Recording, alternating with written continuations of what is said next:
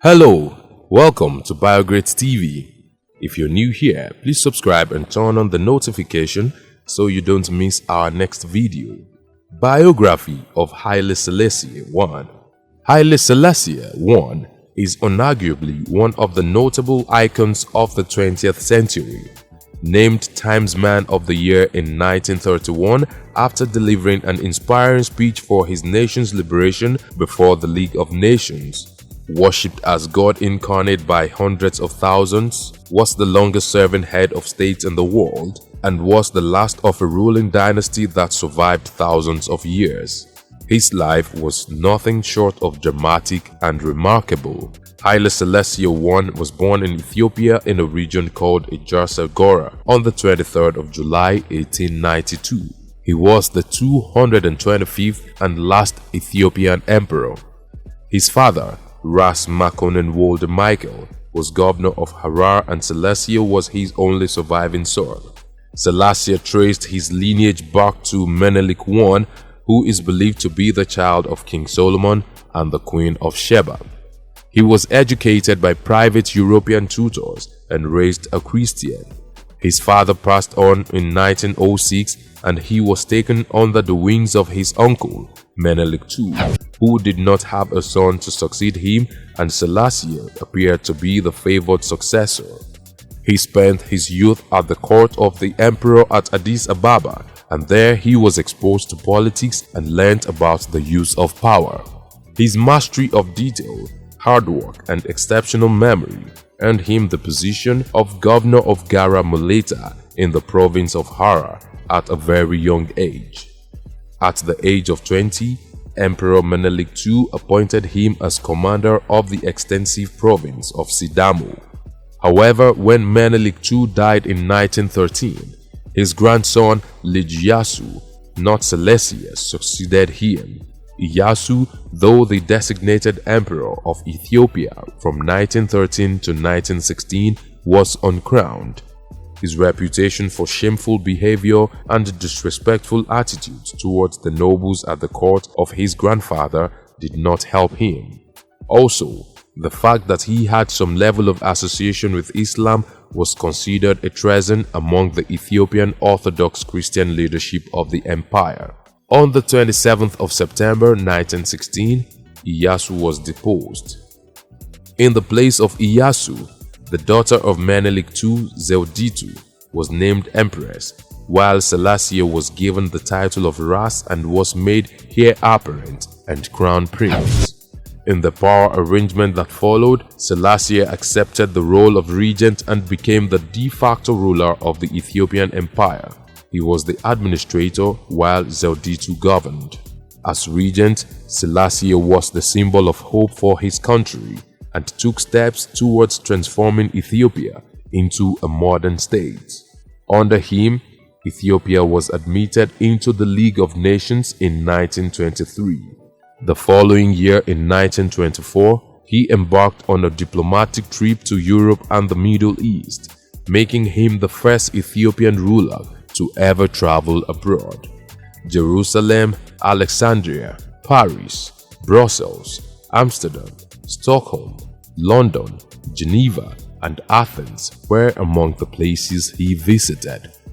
When Emperor Zewditu died on the 2nd of April 1930, Selassie himself rose to emperor and was proclaimed King of Kings of Ethiopia.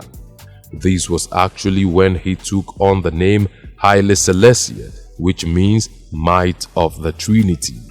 Up until this point, he was known by his given name of Lij Makonnen. He was crowned on the 2nd of November 1930 at Addis Ababa's Cathedral of St. George. The coronation was attended by royals and dignitaries from all over the world. As ruler, he instituted the first written constitution of Ethiopia on the 16th of July 1931 and made efforts to modernize the country. In 1935, his efforts were cut short when Benito Mussolini of Italy invaded Ethiopia. He tried to resist the invaders with some of the feudal lords supporting him, but some others sided with the invaders. His army claimed a victory at Tigray at the Battle of Tembien in 1936. However, the victory was short-lived as the Italians reinforced and overcame them by using mustard gas after the battle. The Ethiopian army retreated to Mechu, where they had their final stand. Afterwards, Ethiopia became occupied by Italy and lost its national independence. Selassie was forced into exile. The Ethiopians continued fighting the Italians by waging guerrilla war. Selassie appealed to the League of Nations for help in a speech that got worldwide acclaim at that time, but was unsuccessful. He then requested help from Britain. During the period of his exile, Haile Selassie suffered several personal tragedies. His two sons-in-law were both executed by the Italians. His daughter was taken into captivity with her children, and she died in Italy in 1941. Finally, in 1941, the British came to his aid and liberated the country from the Italian control. He returned to claim his throne. On the 5th of May 1941, Haile Selassie entered Addis Ababa and personally addressed the nation 5 years after he went on exile. In 1963, Haile Selassie presided over the formation of the Organization of African Unity (OAU), which later became the African Union (AU). The new organization had its headquarters in Addis Ababa. In May of that year, Haile Selassie was chosen as the OAU's first official chairperson. In 1964, Haile Selassie initiated the concept of the United States of Africa, a proposition which was later taken up by Muammar Gaddafi. Outside of Ethiopia, Haile Selassie continued to enjoy appreciable prestige and respect. As the longest-serving head of state in power, he was often given precedence over other leaders at state events, such as at the funeral of John F. Kennedy and Charles de Gaulle, the summits of the Non-Aligned Movement, and the celebration of the 2,500 years of the Persian Empire in 1971. He visited China in October 1971 and was the first foreign head of state to meet Mao Zedong after the untimely death of Mao's designated successor, Lin Biao. As the years went by, Emperor Selassie's popularity had begun to go down, and the 1973 oil crisis, which hit Ethiopia amidst a devastating famine, all worked to undermine support for the emperor. A mutiny ensued and he was ousted from power on the 12th of September 1974.